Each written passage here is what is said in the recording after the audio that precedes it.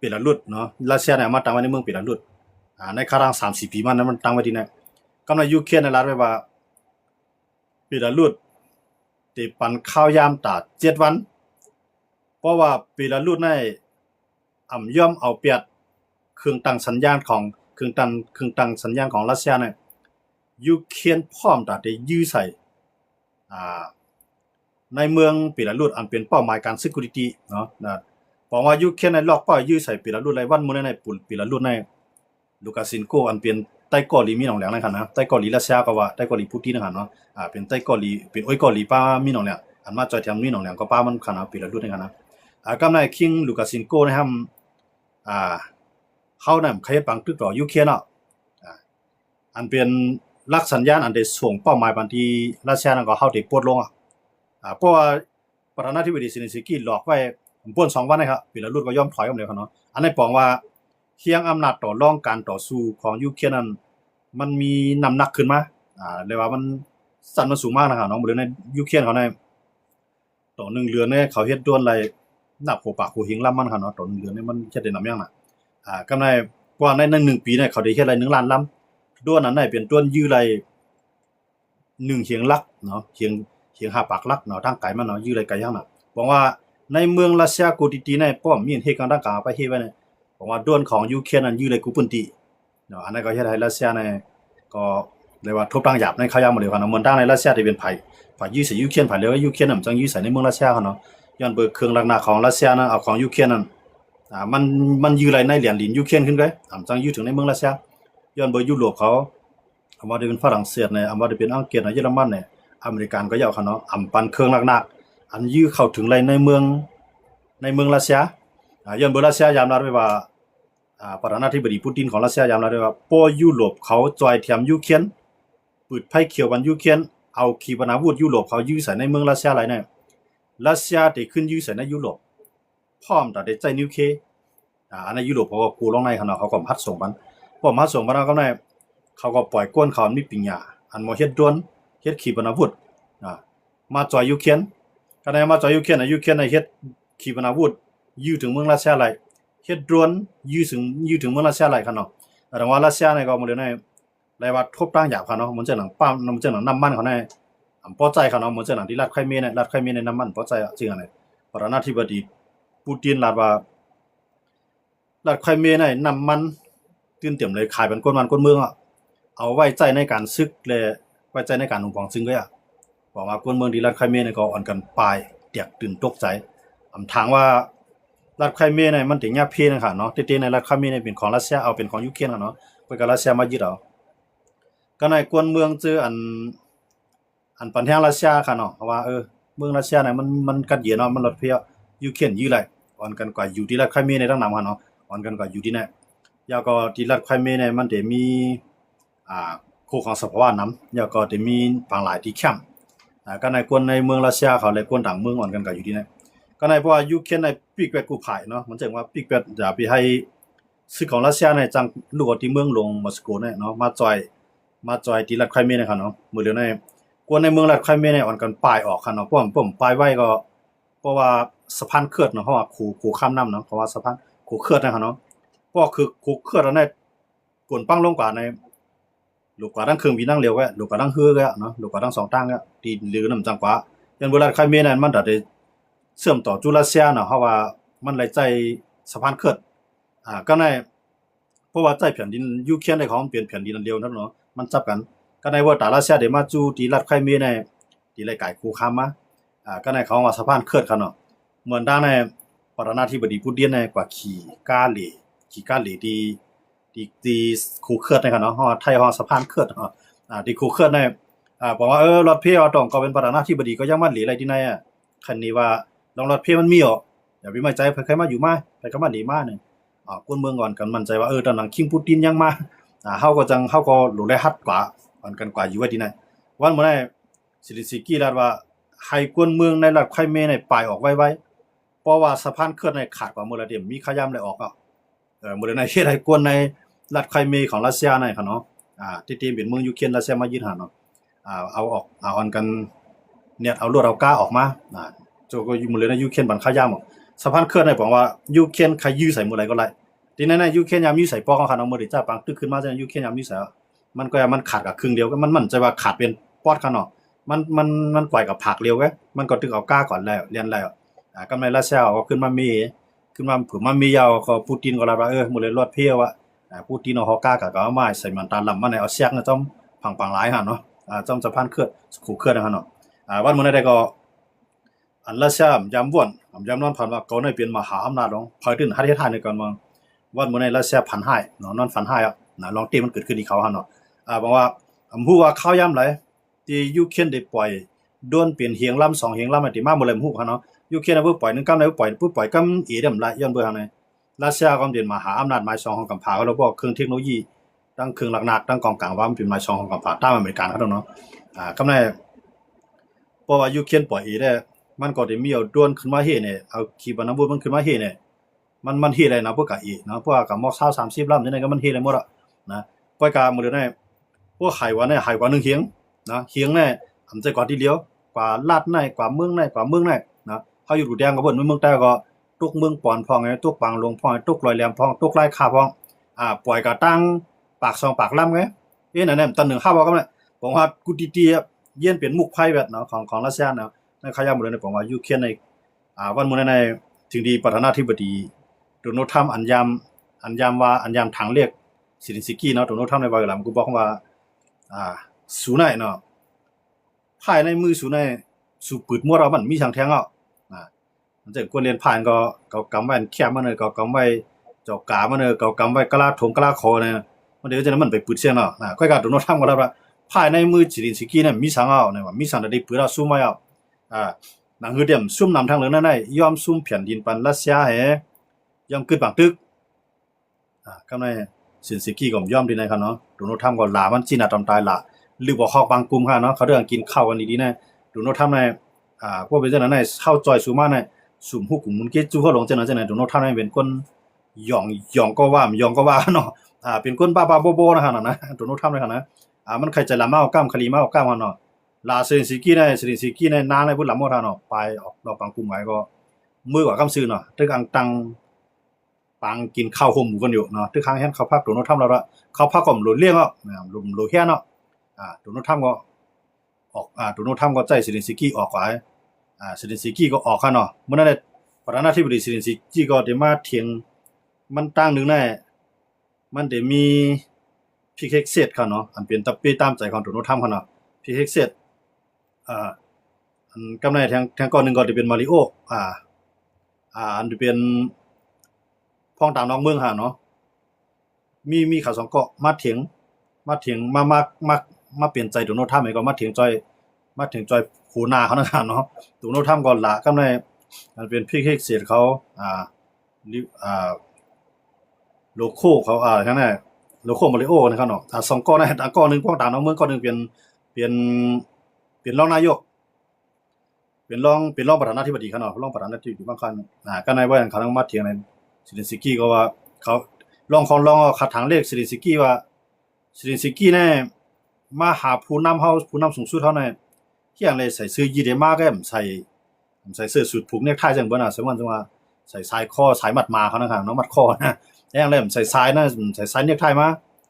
ใส่เสื้อสูทมา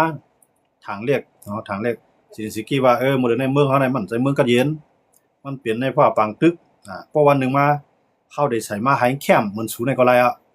โดนัลด์ซิลินสกี้ก็วัดเรียนนะครับเนาะยาวพองลัดตี้พองนะครับเนาะกำในโดนัลด์ทรัมป์ก็3ก็ได้อ่อนกันใจลำบ่ใจลำว่าซิลินสกี้ก็ยอมลงอันลูกกีเทียมโดนัลด์ทรัมป์ก็ยอมลงพอกำนึงมาก็ได้ปลายออกห้องปังกลุ่มก็มือกว่าที่เมืองอังกฤษกำซื้อกันเนาะมือพองนั่นก็ว่าเนาะก็กะว่ามื้อในเที่ยงเลยโดนัลด์ทรัมป์ได้ขึ้นมายุกยองประธานาธิบดีซิลินสกี้เนาะเมื่อตั้งในโดนัลด์ทรัมป์ยอมรับว่าปูตินเนี่ยเป็นคนแก้แค้นอันปูตินเฮ็ดเนี่ยก็ถูกว่ามันอ่านเอาใจประธานาธิบดีปูตินนะครับเนาะของรัสเซียเขานะครับเนาะอ่านเอาใจว่าพวกก็เอาใจมันได้คิงได้มันได้เฮ็ดจ้อมก็อยู่บางตึกนั้นมันได้กึดอยู่ก็ก็กำลังซื้อมาปูตินนั่นพูดว่าโดนัลด์ทรัมป์น่ะเฮ็ดอย่างยองอ้ำปอดโดนัลด์ทรัมป์น่ะเฮ็ดอย่างยองอ้ำปูติน ปูตินก็จะเฮ็ดแกงยองอ้ามโดนัลด์ทรัมป์โดนัลด์ทรัมป์น่ะเป็นคนเลียดเป็นคนแข็งหมดด้วยเงาลายมันเขียงอ้ามกันนะสองคนนะอ้ามกันนำสิว่าน้ำใจลูกตีน้ำใจอ้ามกันได้พวกก็อ้ามมันที่เฮ็ดจอมหนังก็อ้ามมันนะมันใครเป็นจังได๋ก็ชื่อใจกันแน่นะก็ต่อให้ปูตินอ้ามโดนัลด์ทรัมป์ก็มีพรที่สังตาปูตินต่อให้โดนัลด์ทรัมป์ก็อ้ามปูตินก็มีพรที่สังตาโดนัลด์ทรัมป์ย้อนว่านะย้อนเบอร์ยูเครนน่ะยอมกึดเนาะย้อนเบอร์นะ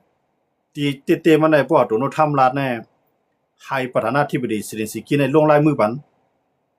ในหาในชาวปุ่นของจึงเมืองยูเครนนั้นให้ปันเป็นของรัสเซียกว่าแฮกำในยูเครนก็ยอมขึ้นบางตึกแฮรัสเซียก็ยอมขึ้นบางตึกแฮนั่นคือมันเตรียมเปลี่ยนบางตึกก่อแท้งเพราะว่ายูเครนยอมแต่นายวันเมื่อนายูเครนเต็มเลยสังยาวเนี่ยโดนัลด์ทรัมป์ในยอมรับได้จังได๋ครับไปกล่าววันเมื่อนายขึ้นปีนผายเนาะโดนัลด์ทรัมป์ในขึ้นมาอาร์มเซเลนสกี้เนาะประธานาธิบดีเซเลนสกี้ผู้นำของยูเครนเนาะว่าคนก็ในเป็นคนแข็งเป็นคนอันต่อสู้ถอยยองอ้างว่าเนาะอย่ามาเนี่ยเซเลนสกี้ในวันเมื่อนั้นยุโรปเขาในจอยแถมมันเต็มที่นะครับเนาะมื้อในอเมริกันเขาก็จอยมันก็มือปานประธานาธิบดีโจไบเดนได้ก็จอยเต็มที่เนาะเครื่องนักเทคโนโลยีทั้งหลายในจอยวันยูเครนก็ถึงว่าปานนั้นประธานาธิบดีโดนัลด์ทรัมป์เนี่ยบ่จอยย้อนเบอร์มีเป้าหมายว่าเขาได้อยู่กึ่งกลางมันสิได้ให้ยูเครนและรัสเซียในกึดตึกกันเพราะที่จอยยูเครนในมันได้อุรัสเซียมหลายประธานาธิบดีโดนัลด์ทรัมป์ก็จี้สั่งให้กึดอย่างลองจอยแถมยูเครนหั่นเนาะเรื่องลองเครื่องนักหั่นเนาะกำในอันอเมริกันเขาจอยในก็ได้เขาจะจอยเป้าหมายทางสายข่าวไว้มันแจ้งว่าซึกรัสเซียเขาอยู่ที่ในเป้าหมายมันแจ้งว่าลาวเทียมเนาะลาวตู้เนาะตาได้ทองมาปันทองกับที่ซึกรัสเซียเขาอยู่แล้วก็ขึ้นเอาส่งมาปันที่ยูเครนก็ล็อกเป้ามาเนี่ยก็ยื้อใส่เฮ็ดให้แสดงว่าอันนั้นก็เป็นการจอยกันตั้งนึงเนาะก็เครื่องระนากันได้ส่วนใหญ่ได้ก็อเมริกันได้ก็เตรียมจอยเอาเนาะไว้สิโดนัลด์ทรัมป์ขึ้นมาเนาะก็10กว่าได้เหมือนจะหนังโดนัลด์ทรัมป์ได้ขึ้นห้องหับขึ้นประธานาธิบดีเซเลนสกี้เนาะย้อนเบอร์ประธานาธิบดีเซเลนสกี้ในมื้อในด้วนของมันในมันเฮ็ดออกไรนามแอมกาในมันอยู่ในกุฏิของเมืองรัสเซียบอกว่ารัสเซียน่ะต่อให้มีแอด3ปากแอด4ปากกันให้กันรักกาหาเขาเนาะต่อให้มีนำดันนี่ก็หับมือไหลในขยะหมดแล้วกำในยูเครนนะครับเลิกยื้อใส่ที่ไรที่เป็นน้ำมันว่าที่เป็นน้ำมันลิบว่าที่เป็นน้ำมันอันเจ็ดทองยาวเนาะว่าที่เป็นโรงไฟฟ้า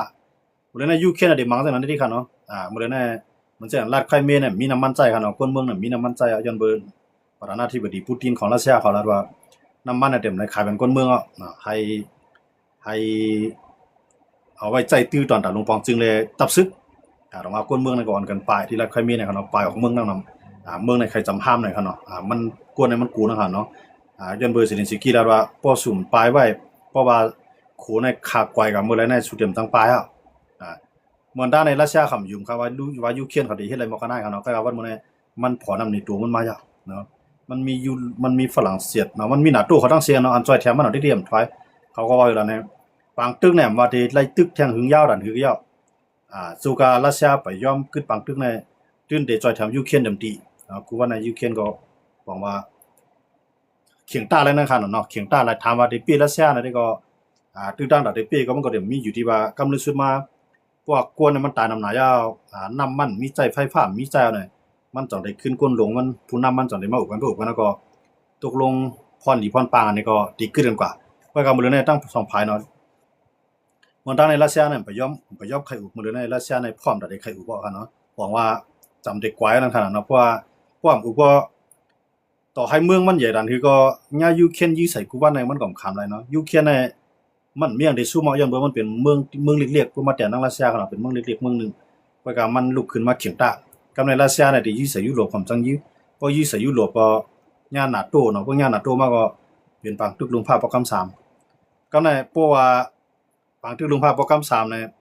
พอมาด้วยขีดาผีเนี่ยต้องได้จอยรัสเซียเนี่ยเฮามาด้วยในกระบวนมาในขีดเนี่ยมันได้จอยรัสเซียติมันจอยซื้อเนาะให้รัสเซียมีเงินก็ซื้อมากองไง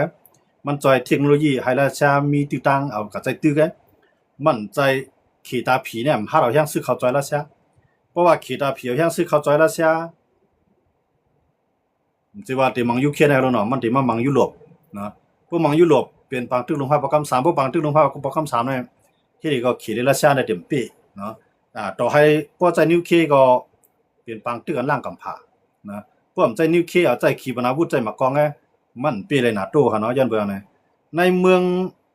งอันจุกอยู่ภายคอมมิวนิสต์ในเมืองสัตเทมันมีรัสเซียเลยมีเข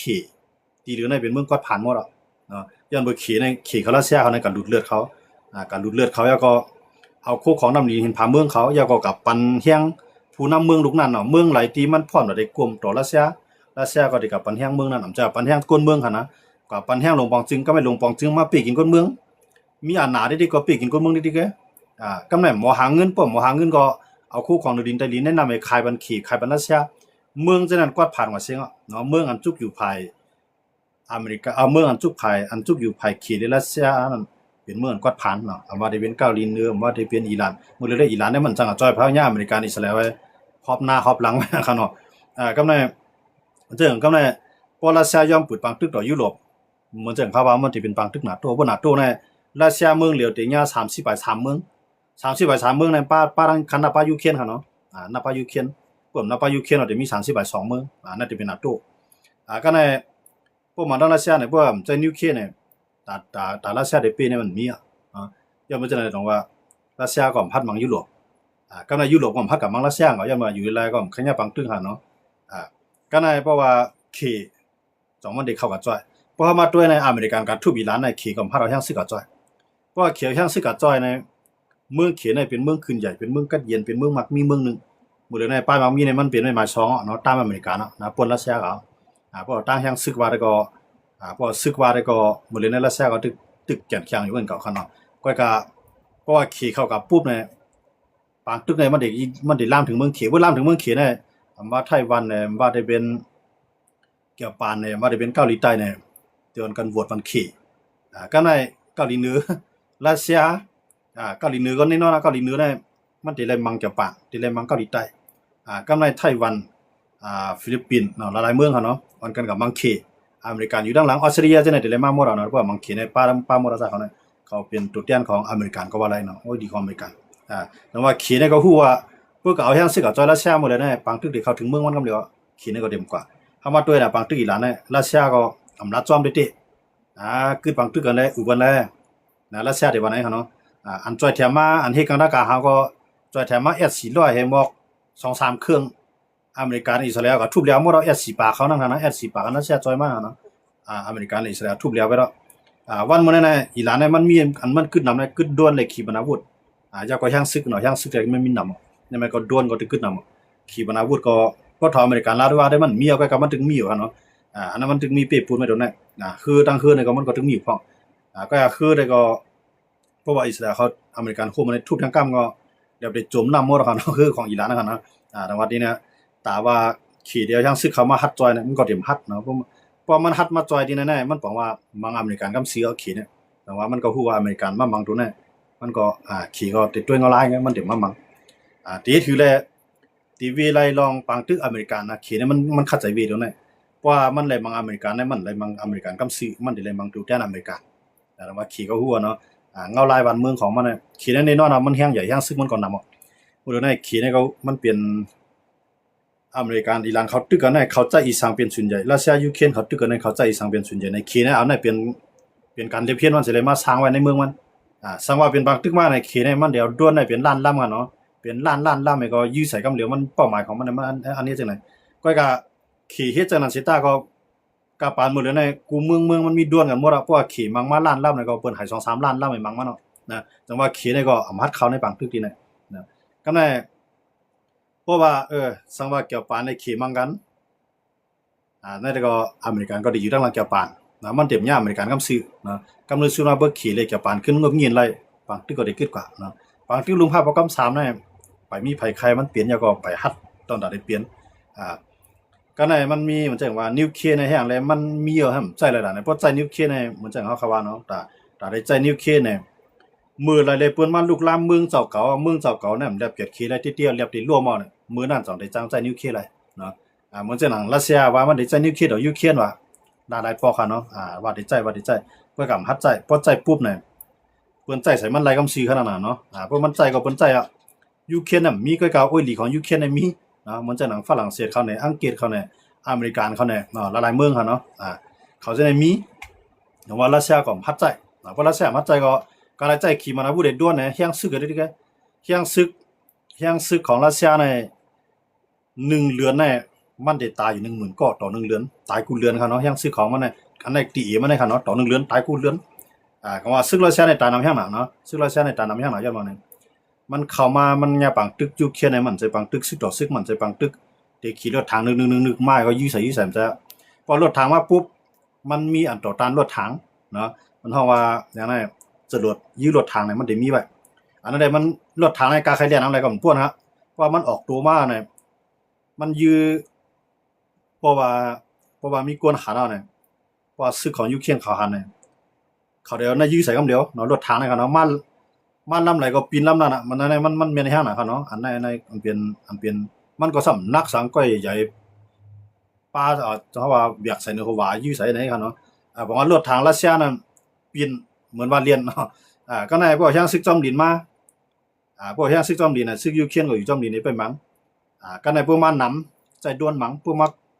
มานำก็เอาช่างซึกต่อช่างซึกไอ้ขามหน้าซึกให้มังกันบอกว่ามันเปลี่ยนปังตึกเทคโนโลยีไปทางหาเนาะเพราะยูเครนปล่อยพวกรัสเซียปล่อยมาขีปนาวุธยูเครนก็เอาแฟตติออกอลันดวมขึ้นฮับพวกปล่อยมาด้วนเอาด้วนขึ้นฮับมันบอกว่าช่างซึกได้มันงามกันมันเพียงรัสเซียง่ายๆก้อยกะยูเครนเนี่ยมันทำมันเกมนะคะเนาะเกมมันได้พวกอันไหนมากก็เดี๋ยวในตอบพวกอันไหนมากก็เดี๋ยวในเตียนมันเป็นการเกมไงเป็นการทับมือกับข้าวยาวว่ามื้อในยูเครนในทับมือรัสเซียอะไรอยู่เนาะบอกว่า5 ปีปลาย4 ปีปลาย5 ปีเข้ามาแล้วเนี่ยบอกว่ายูเครนทับมือไหลครับเนาะแต่ว่าขีดาผีรู้ต้องได้เข้าเนี่ยขีดาผีในเบิ่นกันนุ่งโครัสเซียไม่ให้ซื้อรัสเซียมามังเพิ่นก็ได้ฮู้เนาะเพิ่นก็ได้ฮู้ว่าขีดาผีมาจ่อยเพิ่นก็ได้มังขีจังว่าขีเนี่ยมันลักแหลมจังหั่นล่ะเนี่ยเปิ้นตึกกันนั่นก็รู้เลยขายข้าวน้ำดังกินมันเขาเปิ้นตึกกันนั่นก็รู้เลยขายเทคโนโลยีมันขายเขาตึกกันเขามีตั้งขายคำจ้าขายบันไพให้มาขายบันเก่าไล่ขีในเฮ็ดจังได๋ครับเนาะไล่ขีในจังได๋ไล่ขีในไล่ขีกวนนั่นน่ะเนาะขีกวนมันนั่นคือปังตึกเต็มมาถึงเมืองมันวางแผนจังได๋ครับขีเนี่ยก็ได้สังเกตว่ารถติเตี้ยที่เลยมังติเตี้ยเนี่ยมือมันติมังติเตี้ยก็มันติเป็นแก่ปานเลยขีในมังกันไงนะมันติเป็นแก่ปานเลยขีมังกันอันนั้นก็ไต้หวันเลยขีมังกันเปิ้นไต้หวันเลยขีกว่าตาไต้หวันได้มามังเขียนด้านเนี่ยมันเต็มมีแล้วครับเนาะมันเป็นคุณไต้หวันคุณเรียกกันในคุณนึงคนนับกวนได้มีมัก20 ล้านนะเนาะเพราะเขาต้องพี่ก็บางครั้งนึงกำไรขีนำเพียงไป10 ล้านเนี่ยมันเจิงนกมาคือมาเคียงไงมางานนกคุ้งไว้คั่นแหละเนาะก็สมามังกันแต่ว่าไต้หวันเต็มมังเขียนด้านเนี่ยมันเต็มมังก็ก็บ่ขีกับมังมันด้านเนี่ยมันมีเกตมันมีศูนย์เกตขีเต็มท่วนก็ในจะปานก็ที่รัดไว้ว่า